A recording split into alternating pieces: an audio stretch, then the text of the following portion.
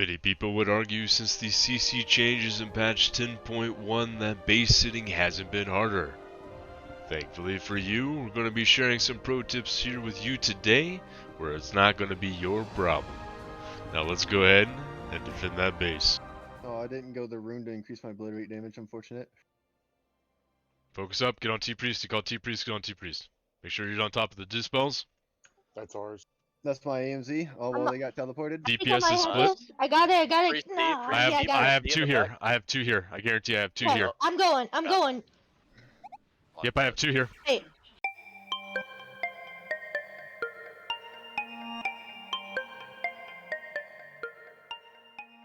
Tell me where's two here. here. Farm and shrine. Shrine. Trying. He's holy locked. You have a priest going up the back way, okay? I need help now. I'm trying to get there. I'm not even halfway. Actually, no, we got it. Oh, Yeah, good let's job, see, honey. Good job. Patch 10.1 brought sweeping CC reform to all classes with no ability having more than a 6-second duration in PvP. And if you recall, it takes 6 seconds to capture a base's flag. This is important because if you are at your max castable range from the flag, the one enemy will not and should not be able to CC you while standing next to the flag to cap. Weirder things have happened in a battleground, but even a warrior can spin a flag from range with his axe. Speaking of important, this guide is meant to cover the general basics of base sitting, including team communication, positioning, abilities to be aware of, and general best practices when sitting a base, all of which will determine your success as a base sitter. Now, a good base sitter can be hard to find, with some classes being better at it than others. However, the one thing a good base sitter does have in common and is frequently overlooked is adding to good team communications. This is because when you're sitting a base, you have the luxury to view the game objectives unimpeded and inform the rest of the team on important changes. This is easily accomplished by an add-on called Battleground Enemies, where you can actively assist with helpful callouts like who was ghosting, what is about to be hit, and giving you time to plan accordingly to get help where it is needed. Because, as I made mention earlier, communication is the biggest part of base sitting, and not just relative to base sitting itself, be it reminding your healers to drink, calling out to stop enemy healers from drinking, or noting your DPS are not following the target caller. Continuing with communication, don't be afraid to ask for help. If you know you're about to be hit by another class that you don't play well against, be sure to make sure someone is peeling to help you. Also, inevitably, you are going to use your trinket at some point. And when you do, make sure you communicate that so someone can cover you until the trinket's back up, because guaranteed the enemy team will take advantage of your trinket being down. Having this knowledge gives you the opportunity to make sure your team or designated player is ready to peel and that something can and is about to happen. When it does, you need to keep calling for help. The number of people hitting, the classes if you can, and don't stop saying you need help until it arrives, as it isn't uncommon for people to tunnel, and you need to make sure that they know you needed help yesterday. Also, when sitting your base, don't fight fair. If this means your team commits extra resources or you jump in and out of LOS or range, your job is to spin and buy time for help to arrive. And the more cooldowns you save, make the next interaction that much easier for you and your team. At Boomy at LM, excluding you up and dying, the CC changes bring it to be almost impossible to be solo capped on if you are doing it right. And if you are a guardian, you shouldn't die at all. This is where positioning comes in. And the best place to be is your class's max attackable range from the flag. By doing so and moving dynamically, you take away their ability to stand on the flag and CC you to cap it. Good. Rogue Lighthouse. Are you good? I need Yeah, I'm help. good. I'm good. Yeah. I'm good. The rest I'm of them on are the accounted screen in for. the back. To reiterate, the max CC duration is 6 seconds. It takes 6 seconds to capture the flag. So unless they're standing on the flag, they can't cap on you.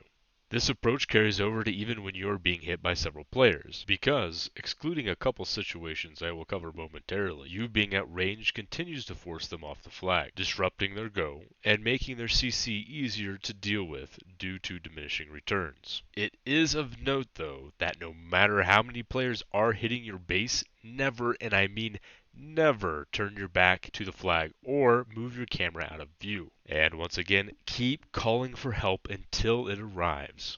Speaking of those special circumstances, positioning does change when the enemy has a rogue that is stealthed or a mage who is invised, as they can smoke bomb or ice wall your line of sight. Now, different classes have different toolkits here, but it's about adjusting your mobility to intervene, disrupt their CC chain, and hopefully save your trinket because you anticipated their play, making you the better player. For example, on my Guardian, if my team or I don't know where a rogue or a mage are at, and I see one person run in to cap, or see one start capping from stealth, I'll move to a midfield position to Stampeding Roar, and Incapacitating Roar the flag, generally catching a rogue out almost every time, which disrupts the CC chain. I will also make this adjustment if there is a missing stealth from the team fight, in combination with rogue and mage, as you have to play the mid ground with these two classes. And realistically, the majority of base hitters will have to use their trinket when these two classes double hit. Moving on, if you haven't picked up on it yet, base sitting is a very situational thing, but the outcome is directly relative to your observations as well as your communication with the team. You will also find more success in knowing how certain class mechanics work. Let's call these some pro tips and cover review. For example, a rogue smoke bomb and cloak of shadows only lasts 5 seconds, so as long as all the other players are accounted for and the rogue alone, you can just sit back and wait for it to drop.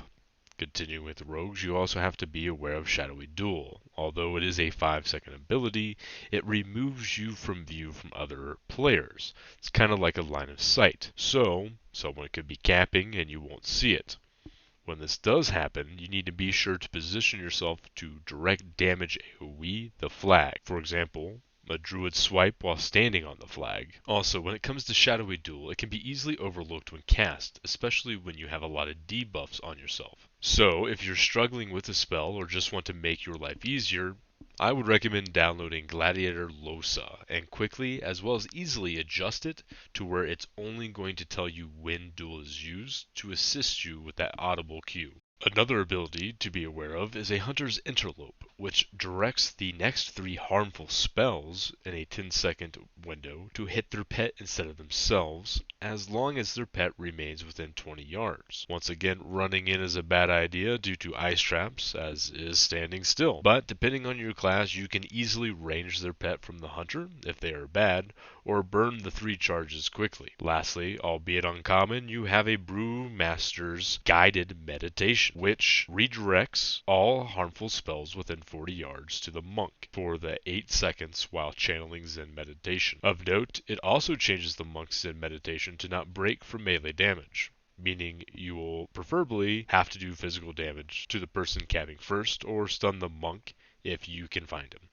So let's put it all together and go back to the opening clip, slow it down, and talk about it. The match just started and you see me clicking through BGE because I know from the start of the game the tank is sitting Quarry, the rogue at ruins, and the boomy isn't in the team fight. Because of this, statistically, I know the rogue and the boomy are going to double hit my base, allowing me to anticipate, adjust accordingly, and communicate to my team. Albeit I can't range sit Shrine, but by anticipating the smoke bomb, I position myself close enough to intercept the line of sight issues the spell causes. So when I see the druid pop followed by the smoke bomb, I run in and incap Roar, putting myself in combat to prevent the larger CC chain of sap. From there I go right into Barkskin for the AoE spin, as it can't be used in blind, and it forces them to either push me off the flag, DR their CC, or waste their time while waiting for my backup to arrive. From there, the rogue duels me and the druid knocks me away with Typhoon, stopping my AoE spin. Now, since I'm still in duel, I know I need to AoE swipe the flag to spin, but the rogue tries to stun me out, forcing my trinket as I was still too far away to spin the flag. Fortunately, at this point, the rogue has mismanaged his blind as I was able to get close enough to spin, and other big cooldowns with their normal CC well into diminishing returns.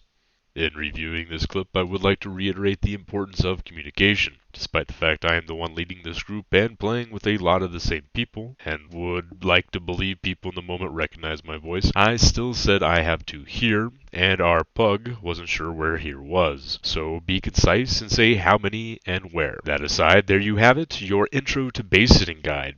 Just remember, like anything, it takes practice to improve. So don't be disheartened when you lose a base, just come back to this video and focus on the basics to improve from there, because even a PvP hero can get outplayed. Now, if you found this guide helpful, Would like me to go more in depth, or even see a Guardian-specific guide, go ahead and hit that like and subscribe button, as it makes my wife happy and saves me from sleeping on the couch when she inevitably finds me still streaming at 3 a.m. in the morning. Have a good night, y'all, and go defend them bases.